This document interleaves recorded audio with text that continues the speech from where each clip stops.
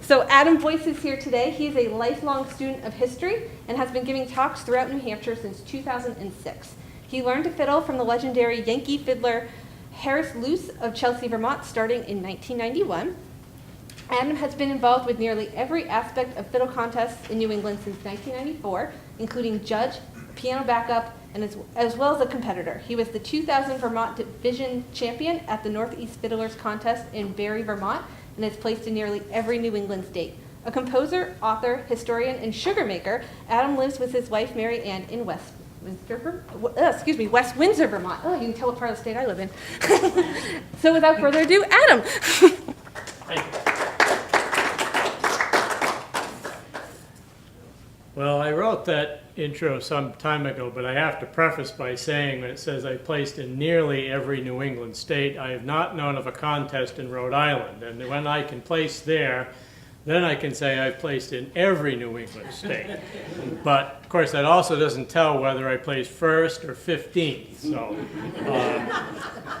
but it's always part of the routine.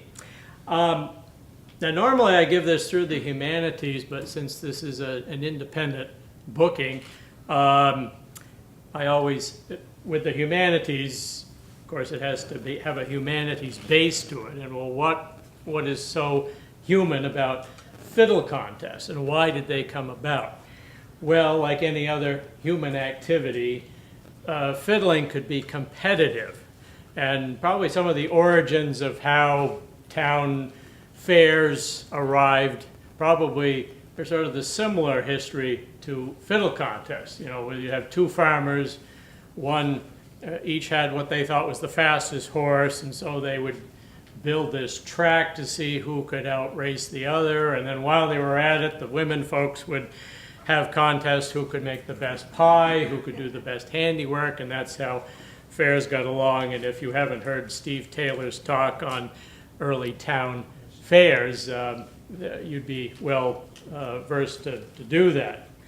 But it is a competitive sport, sometimes friendly, sometimes not so. I've known a number of competitors of all skill levels, and some it was about not only winning, but by how many hundreds or thousands of points. And in most of these cases, you might only win by one or two. In some cases, there may be a tie. And so it all depends really on the judges and what they're listening for. And that has been the bedevilment of any contest. I mean, if you have 20 different fiddlers, how do you choose who is the best one? And if you had 20 fiddlers here and you asked what made a good fiddler, you'd get probably 23 different answers. So it's not conclusive, it's quite subjective. Now, theoretically, if anybody here plays fiddle, you should be able to come up here and play a tune, and you may have never seen or heard or played on this instrument. And in theory, that is the case. They're all the same, except quite a few of them are different. And the theory is the same, but the construction, there were different makers. If you happen to be fortunate enough to have one by some Stradivarius guy, it's probably a copy. But the strings might be different, the thickness of the wood, the heft of it, the rosin, the bow, everything could be different. But that was one element that early contests several hundred years ago might have employed. If you can come up to a completely strange instrument that you've never seen and be able to play it like you've always been able to, that might be the mark of a good fiddle player. On top of that, they might also make all the competitors play the same tune on that instrument to see who could play the tune the best. Now, if you had, say, 30 competitors all playing the tune Red Wing, from an audience perspective, it would sort of lose its charm, and if you're familiar with that tune, you'll know why what I said. But then again, you could have the 31st contestant come along and play it in a manner that you never heard before. So maybe that's one way, how do you choose the best fiddler? Some, it might have been more like a marathon session, those who could play the longest. And this harkens back to the times, well, what was fiddling developed for? It was developed for dancing. And when they had such things as kitchen junkets or kitchen tunks in people's homes, which could go anywhere from 4 to 8 to as long as 16 hours, it was the ability of the fiddler to be able to keep bow arm and fingers moving. So, and then they may not have been quite as fussy on tone and clarity and all that stuff. But another element might have been the audience, by applause. You know, who got, you know, like in the Stephen Vincent Benet poem about the mountain whippoorwill, the story of a fiddle contest. The mountain whippoorwill was the name of a fiddle, and the story of a boy who goes and he's playing against all these hardened professional players, but the result of the contest was that he got the mostest claps and won the bestest prize. And so that's more of an early 20th century innovation. Applause meters came about, or there might have been contests that just by a show of hands and by the judges listening who got the most claps. But most contests tend to evaluate or break down a competitor based in 3 or 4 categories. So each tune is evaluated on things like tone and clarity. I mean, it's important not to have too many of these. But also rhythm and timing in New England was always the yardstick for fiddling. Could you dance to it? Could you keep up to it? Was it not too fast, not too slow, kind of like the Goldilocks approach. It has to be just right. Expression goes without saying. And authenticity. The whole point of these contests was to preserve an old-time, shall we say, tradition of playing, which again is a very subjective thing. It depends which tradition you're coming from. If you're coming from Ireland, or you're coming from central New Hampshire, or you're coming from down in Texas somewhere. So again, and the other part is where early contests might have only judged one tune, and if your strong suit was playing a fast tune, well, then that's what you would play. But a good fiddler overall, at least according to modern criteria, should be able to play a wide variety, styles of tunes, rhythms, because if you're playing a dance all night, you had to be able to play a waltz, you had to be able to play a foxtrot, maybe a schottisch, as well as square and contra dance tunes, two-steps, polkas, that sort of thing. So who could play the best variety types of tunes would be considered the winner. Even presidential candidates have been known to exploit fiddle contests. And that brings us right here to this poster, which was probably the longest continuous contest by one sponsor in New Hampshire, which has long gone out. This is dated 2004, and I think probably 2 or 3 years after that it went to being just a jam session in Groveton, and then it eventually dissolved. But circa 1999, and I know you folks in New Hampshire are very eager, you know, for those presidential candidates to start filtering in. They already have gotten through the wire. But in 1999, I happened to be up in Stark, and then Senator John McCain and presidential candidate happened to be up there. And this is a nonpartisan talk, and you can say whatever you want to about John McCain, but one thing was very clear: he was no fiddler.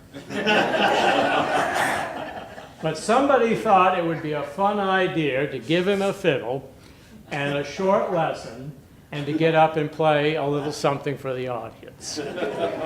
And he gets up, and Stark, basically what they had was an open tractor trailer that they put a little hood on. And he get up, and like any politician, he has to give a little bit of a speech, not very long. And then they hand him this fiddle, and I think I know the fellow who gave him that lesson, but if you know anything about the late senator, and the wounds or the torture that he sustained as a prisoner of war, he couldn't raise his elbows. And so they give him the fiddle, and he gets up there to the microphone, and he goes, and the winner is. So he had another element, which some people would say qualifies for winning a contest, showmanship. Because there were a number of players over the years, and you may have heard one or two earlier, but there was a gentleman singing some French songs, and he was moving his feet there, and so some of these were crowd pleasers, and they weren't necessarily good fiddle players, but the crowds loved them. So if they had an applause meter, those people would have won. Now, back probably 50, 60 years ago, they employed a rule at many contests called the 1911 rule, which was any tune played could not have been written after 1911. Now you think about that. There are a number of tunes, probably people know the Tennessee Waltz, well that couldn't be played, that was 1940. And the Pennsylvania Polka was like 1947 and so forth. It was the most unenforceable rule that ever there was, because I've heard recordings of contestants playing Somewhere in My Love. Well, that was like 1965. But up in Barre, Vermont, which actually had adjudicating judges, in addition to the ones who heard the competition, you had to go and bring your list of tunes to those judges, and they would verify, yep, these are all before 1911. And the announcer would say, yes, and this contestant has been officially adjudicated that these are old tunes. Again, trying to preserve the old-time variety. But this is kind of the live fiddling portion. And I am going to play 3 tunes. I'm going to break them up with a little more gabber so that it makes the gab go a little easier. And kind of like the sugar making the medicine go down. And I'll start with a waltz. Now, usually there was a set order that these had to be played. And again, I think maybe going back to dance cards from formal balls where all the dances were listed in order, maybe that was where it came from, I don't know. But usually they do things like a waltz, a jig, and then a faster tune. Again, 3 different types of tempos of tunes. So this is going to be the waltz. And this is definitely before 1911. Let's see if I can remember it. That's also, you get up there, and this could be a pretty nerve-wracking, I'm all among friends here, and we all know who's going to win, so it's not an issue. But this, I think, this was sometime in the 1890s. You may have heard the tune. Nobody here is old enough to know it, but it's After the Ball. After the Ball is Over.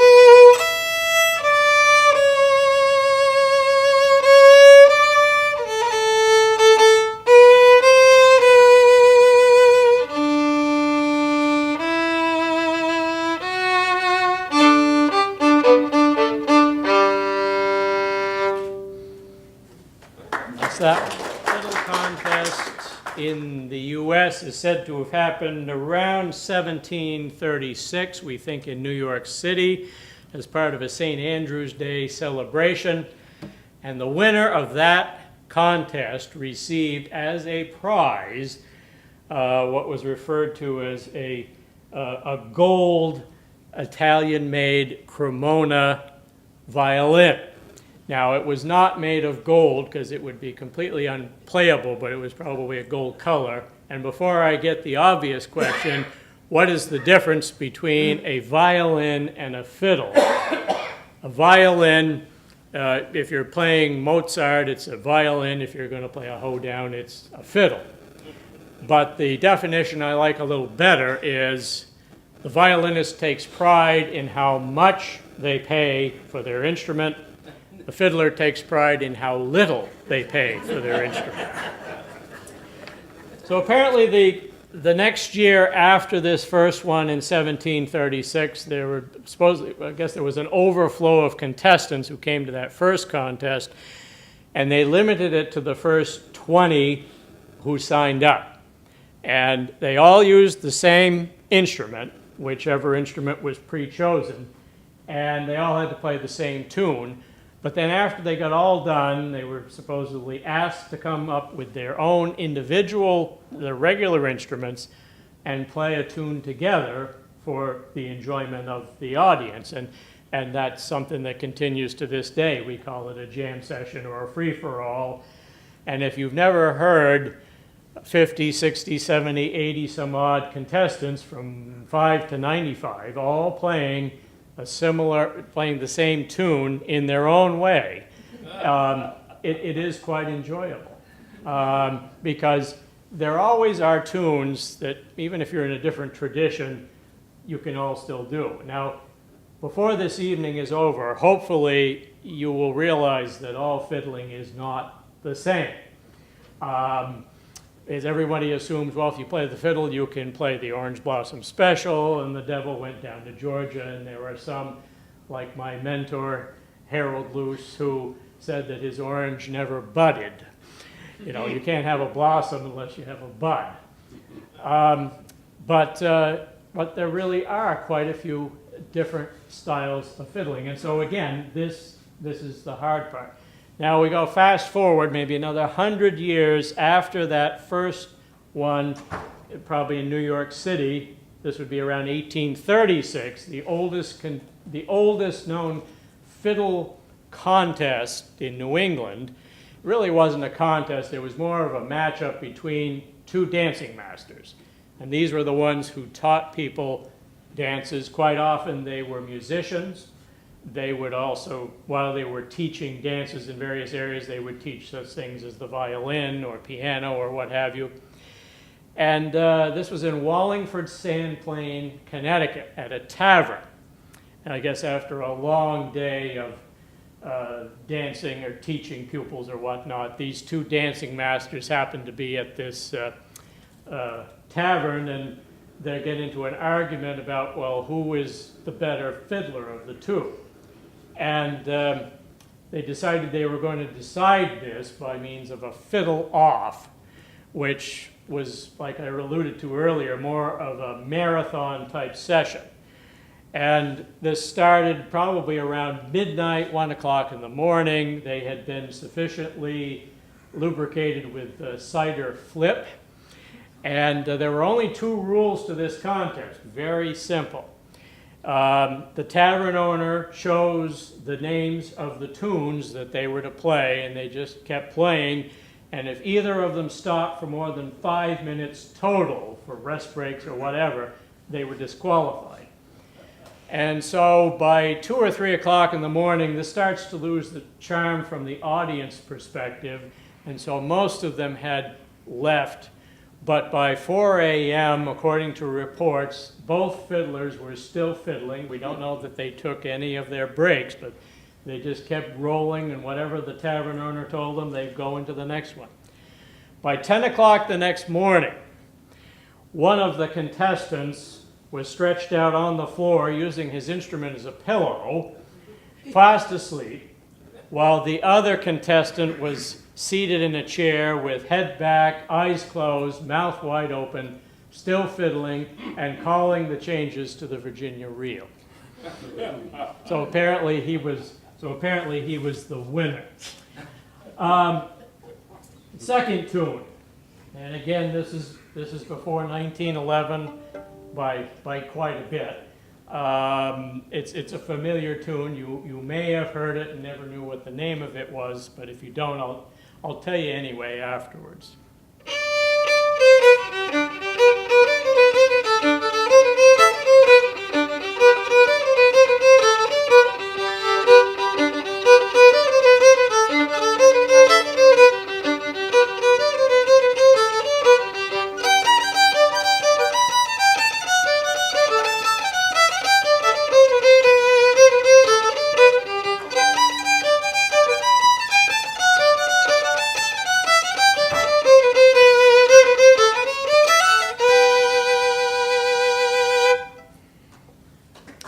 jig.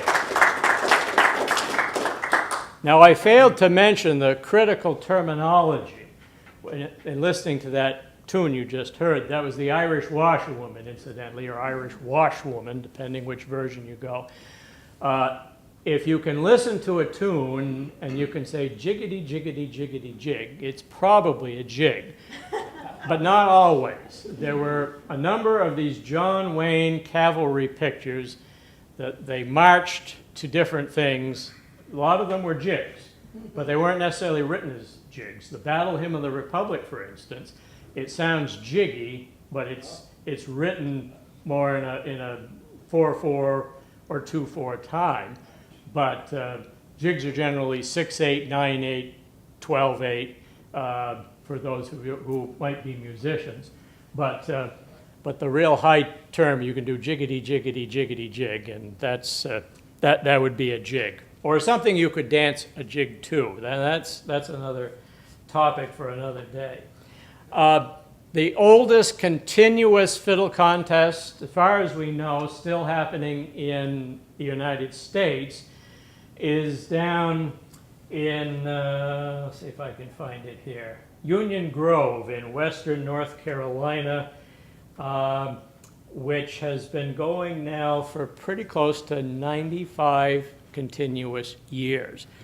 Now, again, if it's down there, again, the focus is probably going to be a little different type of fiddling than what you find here, although nowadays you're finding a lot of what they call old-timey players, which usually refers to Southern Appalachia. But there is such a thing as old-time New England playing, although it's not very well known and it's not all that popular. So it may not be quite so removed. There are a number of players around here who can play those things. Most of these contests are a very simple one-day thing. You play your tunes, hopefully you get a prize, and then you go home. But there were contests in places like Texas that might have had 600 to 800 competitors and lasted 6 to 8 days. And there's nothing in New England even remotely coming close to that. We can't talk about fiddle contests without mentioning the name Henry Ford, the inventor of the Model T. Now, you may not have ever associated Henry Ford with fiddle contests, but he, through various Ford dealers throughout the United States, sponsored fiddle contests.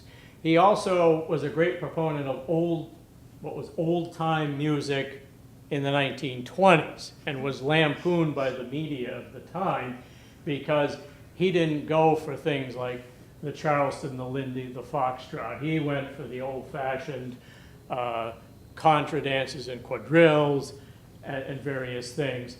And he made a point of recording a number of fiddle players who were old-timers at that time in the 1920s, including this gentleman down here, Melly Dunham, a champion fiddler of Maine.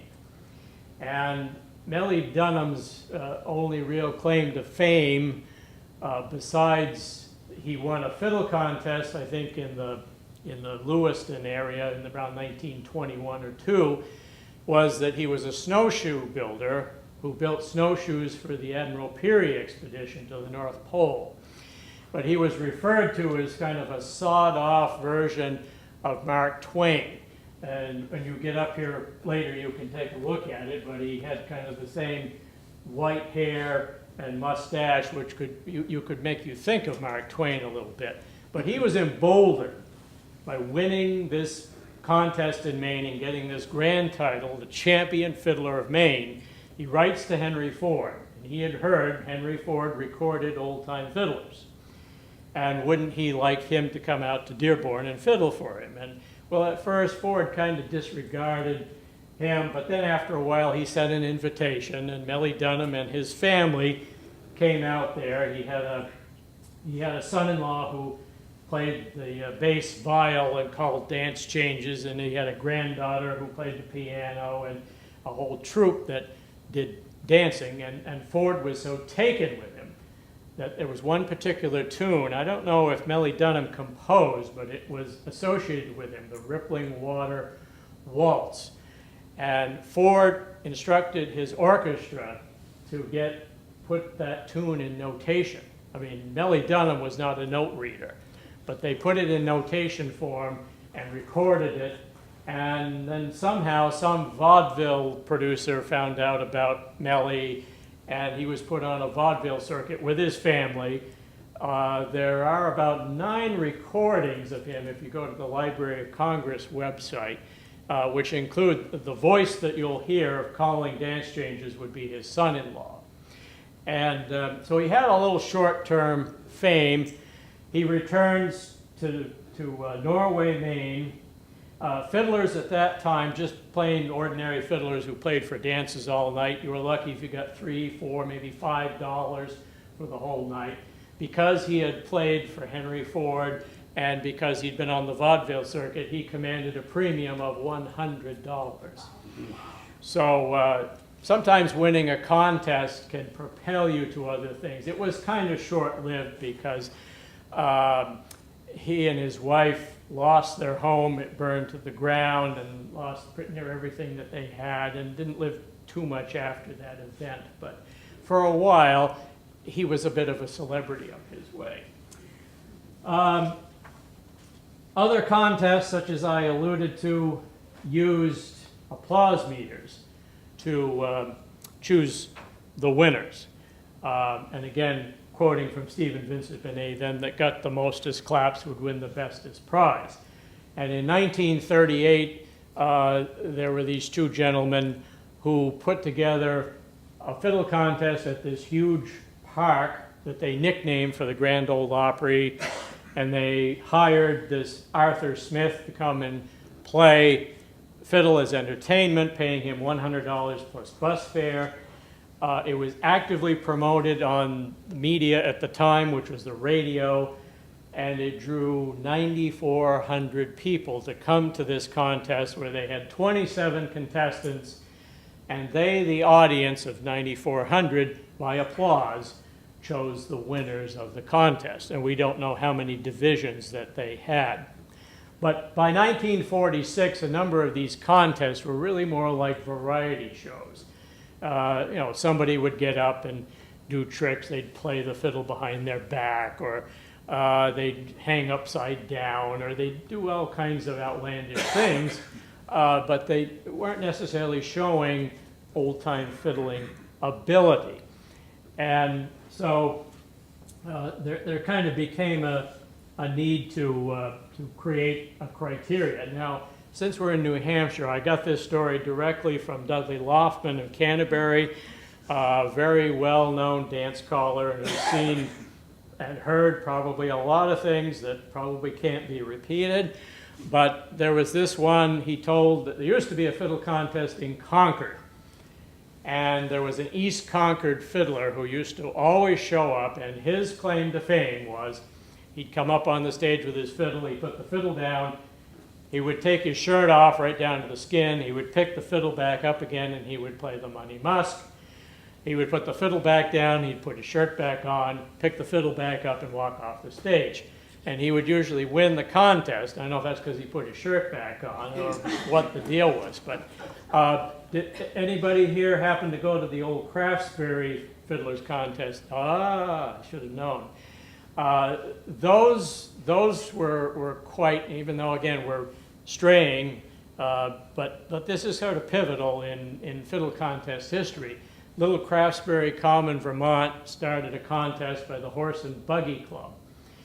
And they probably started with a handful of contestants, and then it grew at its heyday to being probably 50 to 60,000 people descending on Craftsbury Common, which is this 2-acre common.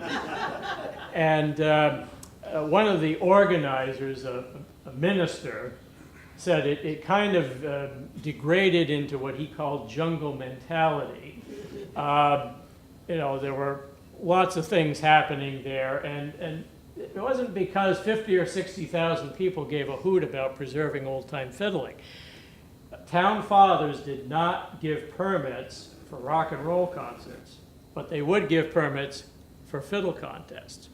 And so while there may have been people who went there to listen and promote old-time fiddling, the vast majority were out there shooting up drugs and doing whatever else. And I've seen pictures of the Craftsbury contest the day before the contest and the day after. And it was just like a bomb. It looked like a landfill. It was just strewn with trash. And of course, this kind of took the profitability out of running the contest. The Horse and Buggy Club made a little money on it, but it's a little hard to bend upon the goodwill of volunteers year after year after year, and how many truckloads of debris that they had to remove. So it migrated to Hardwick and to a big field there, and they had, for their stage, it was another one of these tractor trailers, although it was the fully covered, but they cut out one end and had a little add-on stage, and then there were steps that came up on the back. So if I was coming up, I would be coming up through here, the judges would be over here, and you'd come up here, and you'd be at the microphone. The piano was over there, ironically where that is, and you'd play your tunes, and there was only one way on and one way off. Well, back in the 80s or late 70s, when this migrated, streaking was getting to be quite popular. And there was a story of a lady who came up and decided she was going to streak right during the middle of the contest. And well, she gets up and goes right across and goes to the other side where it's covered a little, but then realizes there's no exit. And so she had to make a repeat appearance. And again, in the early days, the Hardwick contest, it was a much bigger venue, and they could have probably close to the same number of audience people, and they had probably as many as 75 to 100 contestants. But I was at the last four they had, 94 to 97, and by that point, the crowd size might have been as much as 150. It went way down. They still had about 100 contestants, but you went a few weeks later, there was a reggae fest in that same field, and there were probably 75,000 people. So it was kind of one of those phases, and people could get rock concerts now, from Town Fathers, and so everything went along. I'm going to play the third tune, which I think you probably thought I forgot about, but this is supposed to be Hoedown, which is actually a southern term, so I don't know how this became associated with northern fiddle contests, but the idea was you put the hoe down if you were out in the garden hoeing, and you'd get to dancing, it'd get you up and moving. So this is a fast tune, and depending which contest you go to, they'd let you play a polka or a two-step, or more than likely fast hornpipes, reels, 1911. Let's do Fisher's hornpipe.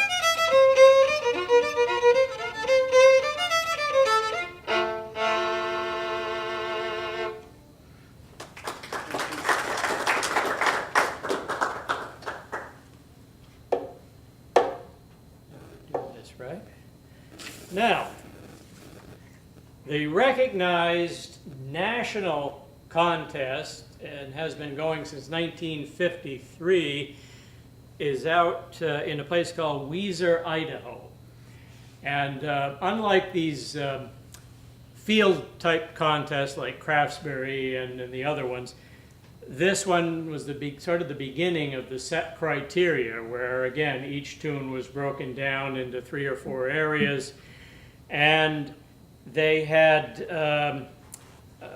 it was usually an indoor kind of a dress-up type thing, And it also included a very strict time limit, because fiddlers can get to playing and they can lose all track of time, and if you have hundreds of contestants, you do have to have some kind of a limit. Now, this took a little getting used to, because there was one contestant in 1953, an old-timer, who wanted to play an old-timey or Southern Appalachian tune called Sally Goodman. And he wanted to play all 18 variations of it, which was going to exceed the 6-minute time limit. But he got started, and I don't know just how many he got to, but by the time the 6 minutes came, he was still going. He had to be bodily removed from the stage and was disqualified. But once he learned the rules, he was okay. The other phenomenon, which again, probably earlier contests or even dance fiddlers from hundreds of years ago, you didn't have electricity, you didn't have these things, these microphones. And fiddles have a tendency to create their own feedback, and some can really be blaring. You have to have somebody on the soundboard adjusting the volume all the time, but some of these master recordings from the Northeast Fiddlers who used to sponsor the contest up in Montpelier, which went to Barrie eventually, the MC is continually telling the contestants, invariably an old-timer, step closer to the microphone, step closer to the microphone. And somehow it's remarkable that we were able to get some of the recordings of these contestants without an awful lot of feedback. But Barrie, Vermont had a similar system to what they employed in Windsor. Along with all the criteria and the time limit, the judges never actually saw the contestants on stage. They only heard them via a speaker in a sequestered location in that area, and they only knew them as a number. All right, here, judges is contestant number 1 playing this and thus and such and such. And then the MC would usually have control of that monitor to the judge's chamber and could switch it off. And the idea was you had no preconceptions as a judge, that you could judge more fairly. Now, if you've been on the circuit and had been to 15 or 20 contests and you heard, and some of these contestants only ever played the same 3 tunes over and over all summer, you could almost set your watch by them. And so even if I heard someone, if it was my late mentor, Harold Luce, I could pick him out 10 miles away. But there were some who honestly couldn't tell the difference. But that was, again, another way of trying to employ fairness and how do you actually choose the best sounding. Not the one who tells the funny stories, and not the one who stomps his feet or plays behind his back, but how do they actually sound. And this is where we're now going to interact with you as the audience members. You have just become judges at a fiddle contest, and we are going to have you listen to, and instead of having you listen to 20 or 30 contestants, each playing 3 tunes apiece, we've modified this slightly. We are going to have you first listen to 3 contestants, 3 different fiddlers. These are all from fiddle contests recorded during live competition. You're going to hear first 3 contestants playing a waltz. So we're going to have you hear 3 different attempts. It can be completely different waltzes, but you're going to judge who plays their waltz the best. And so after we hear those 3, I'm going to ask by a show of hands how many thought number 1, number 2, number 3 was the best. So all you have to know is to be able to count to 3. And if you can do that, you're fine. Here. As long as you can hear. Yes. As long as you can hear. Now, that's another caveat, is that these recordings were taken in some cases from old records. They may be accompanied by a piano and or a guitar. They might be by themselves, but give deference to them. This is as probably good a training as I ever got when I was a fiddle judge. You basically listen to them, and then they would say, well, you should have picked this and this and this. I'm not going to do that. You're going to pick, and you are going to exemplify my point earlier that not all fiddling is the same.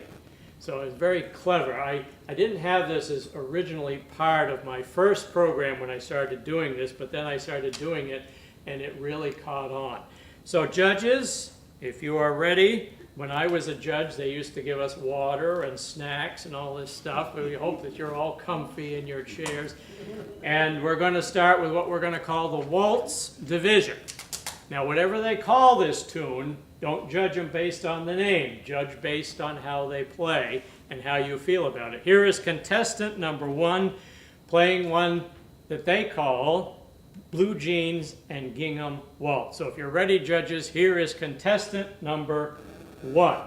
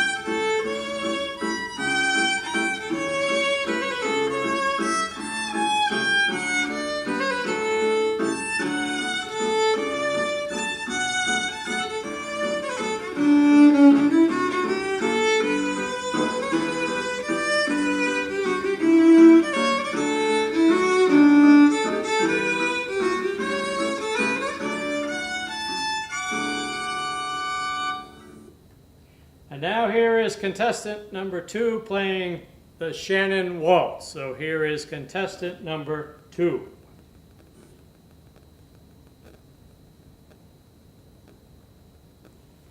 Maybe.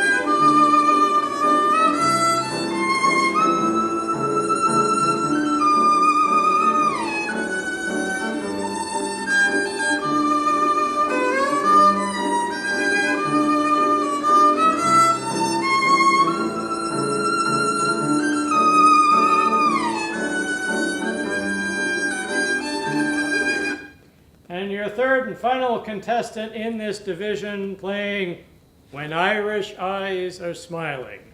And after this, you will have to render a verdict. Here's contestant number 3.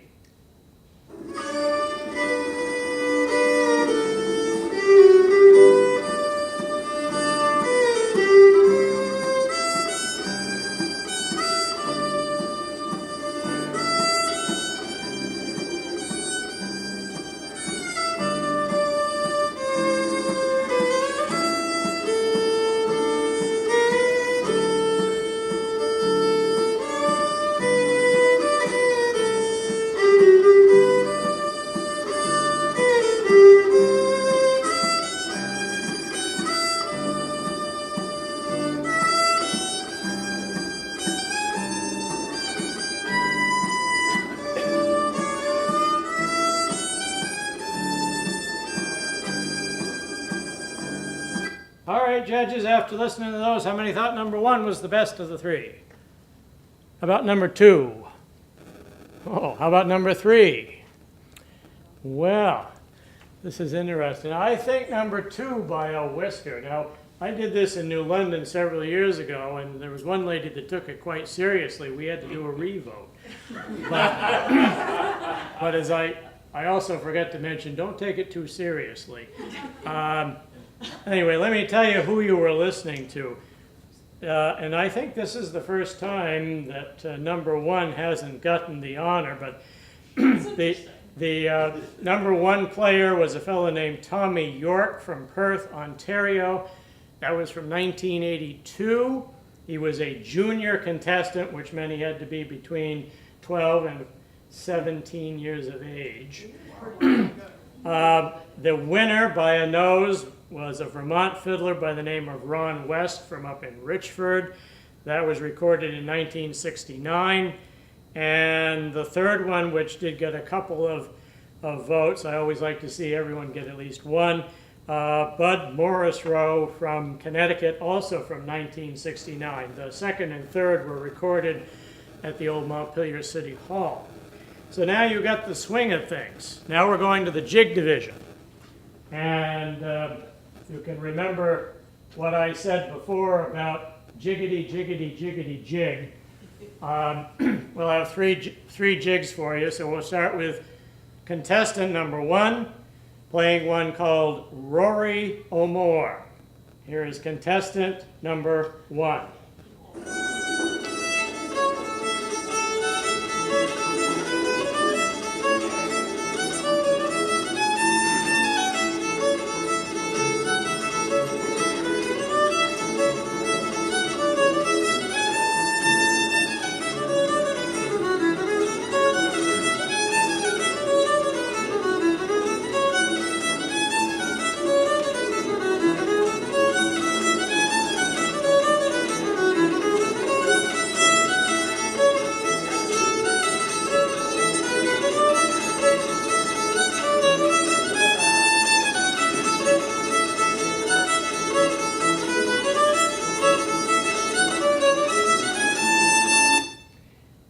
Contestant number 2 is playing Miss Monahan Jig. So here is contestant number 2.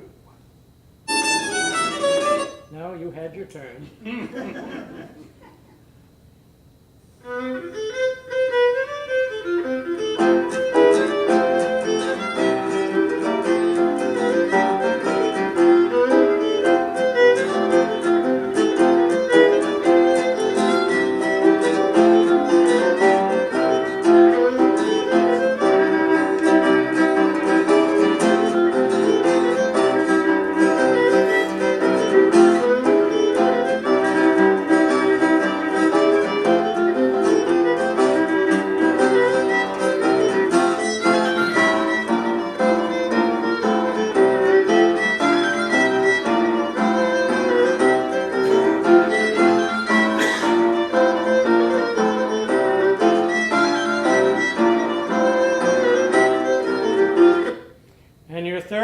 Final contestant playing Butcher Dancer's Jig. And again, after this, you will need to render a decision.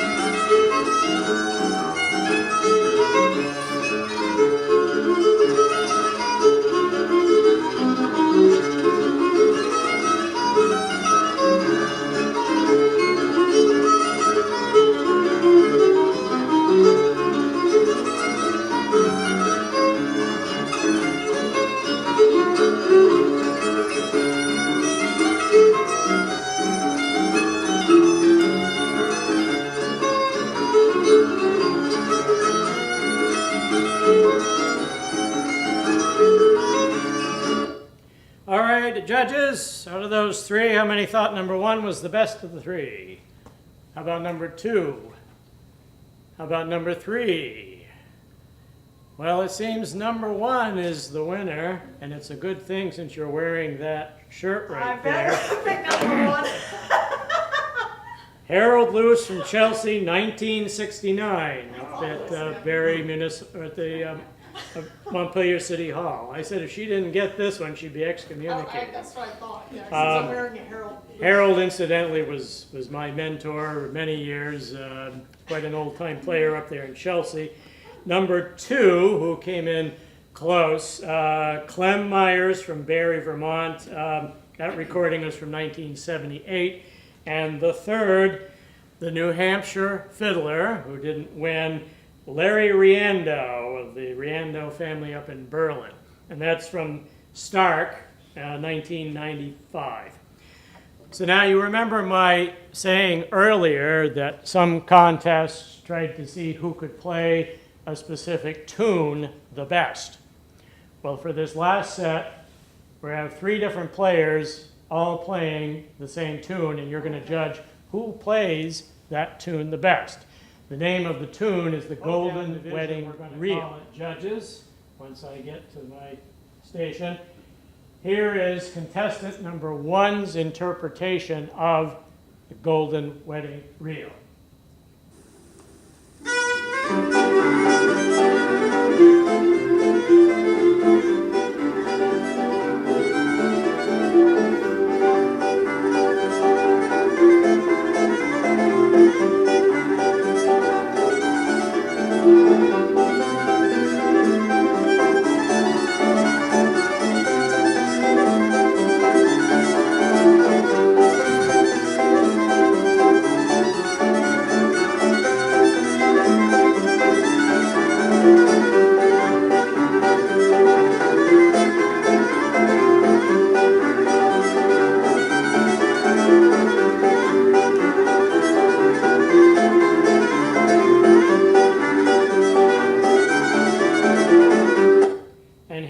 Contestant number 2's interpretation.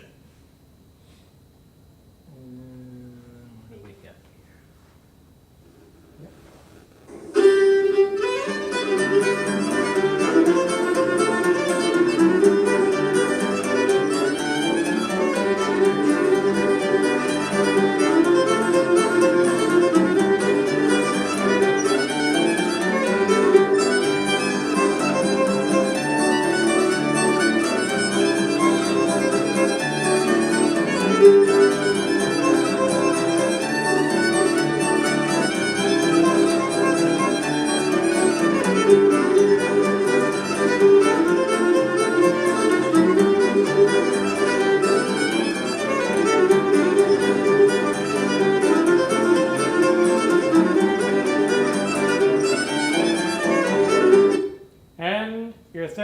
final contestant doing the Golden Wedding Reel.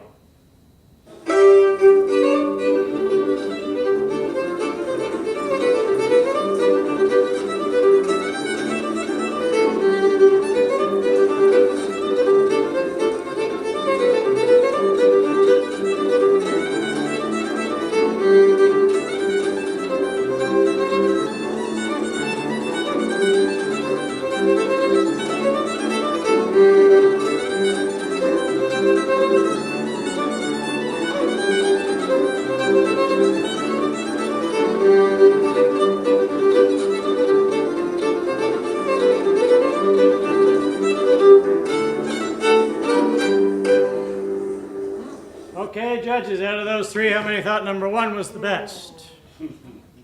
How about number 2? How about number 3?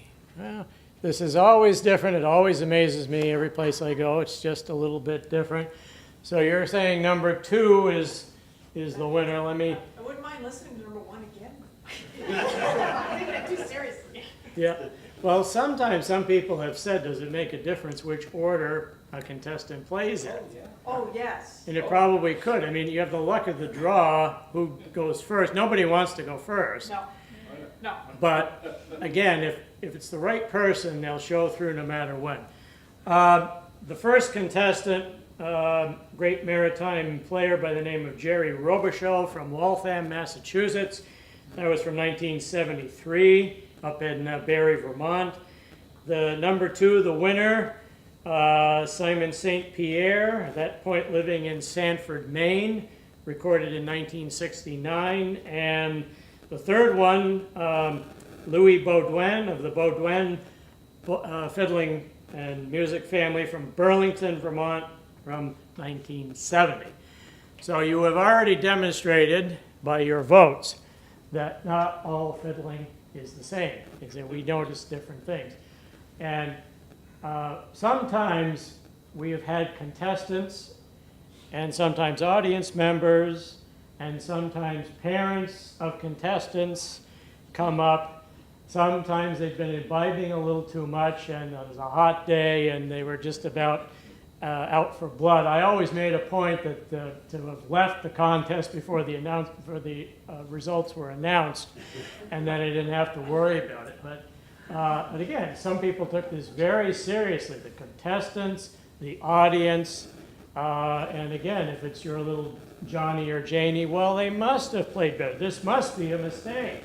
How come you only got this much? And well, that's why we had 3 judges, and we don't all hear things the same way. Now, for those asking where you can find a fiddle contest near you, the answer is hard to tell.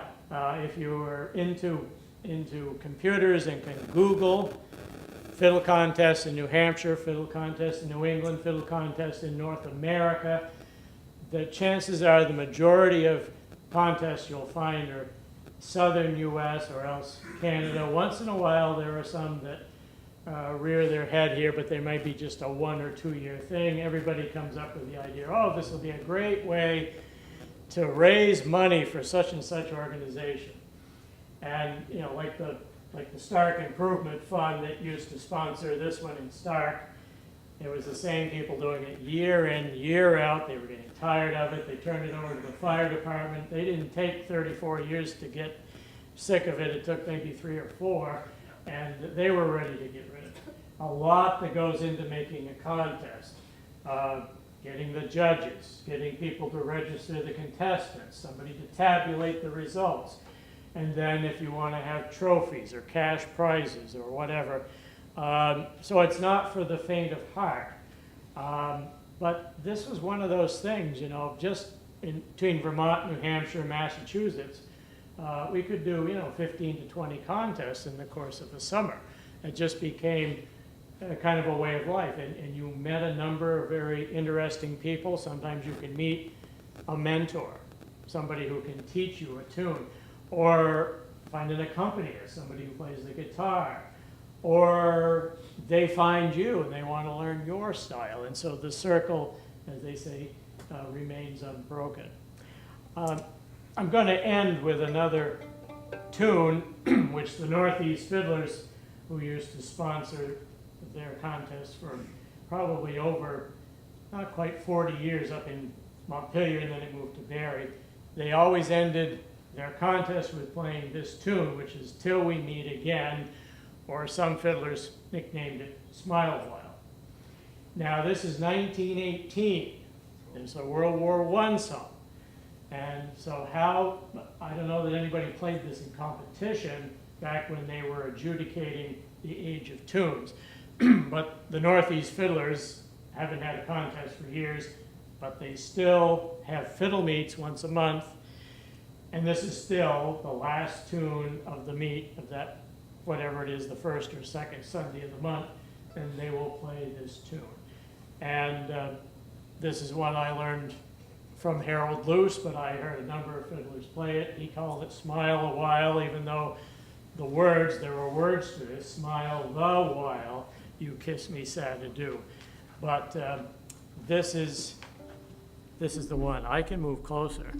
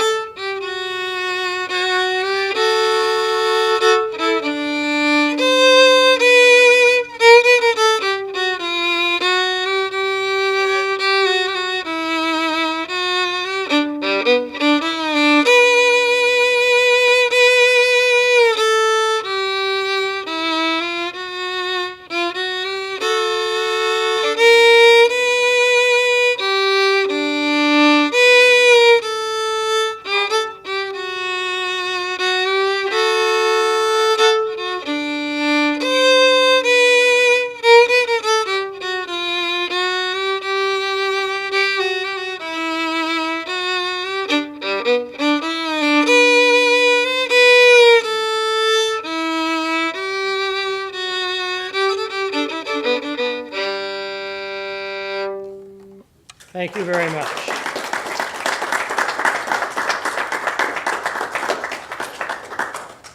Now, even though this isn't a humanities endorsed, well, it's endorsed, it's just not sponsored tonight, are there any questions or comments about what you have heard or seen, or wish you had heard or seen?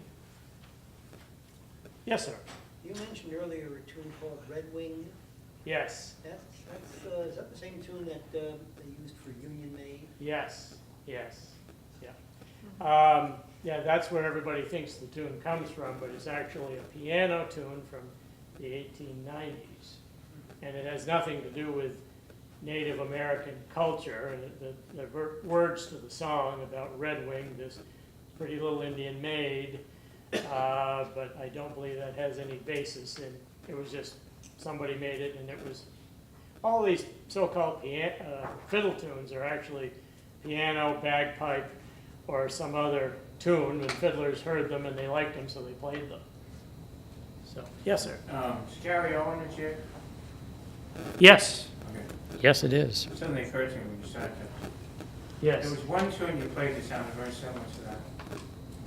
Yes. Yeah, well, the Irish washerwoman I played middle on, but yes, that was one of those ones on those John Wayne pictures, Cavalry. They did Gary Owen quite often. That was George Armstrong's Custer's theme song. He used to drag a band down on the prairie whenever he attacked an Indian village. You'd have him play that. Yeah. Yeah. You ever saw Little Big Man? That was in that movie. Oh, yeah, yeah. Yeah. That's kind of an infamous connotation. Yep. Could you play Red Wing, so people who don't know it? Okay. I thought that was what was coming. Oh, it's a great tune. Well, it depends. You ask fiddlers to play this, and they go, oh, because they probably played it 1,001 times. But I play it in different keys, so it keeps it interesting. Because if it's in the same key, it gets kind of boring. So, and I got Harold to play this in F, and it was actually sounding pretty good, tolerable.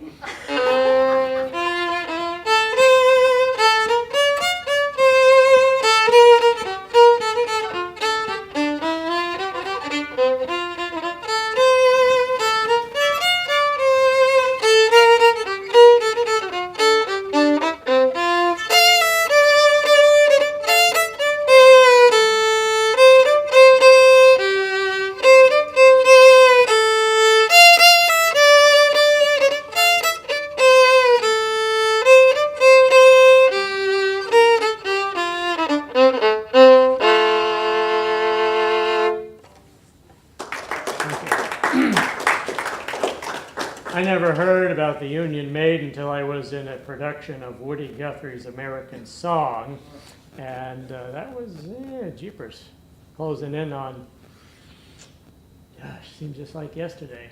Had to be close to 20 years ago now. So that's when I got educated. I always thought it was just Red Wing, but it's interesting how folk, that's another topic about how folk music adopts traditional tunes. Somebody must do a talk on that, I don't know. But anyway, well, thank you all very much for coming, and Thank you. I do have a card there that's available. Help yourself, the CD and the book, we can talk. And by all means, look over the pictures, and I'll be glad to talk to you or answer any questions. So, and thanks to Howe Library.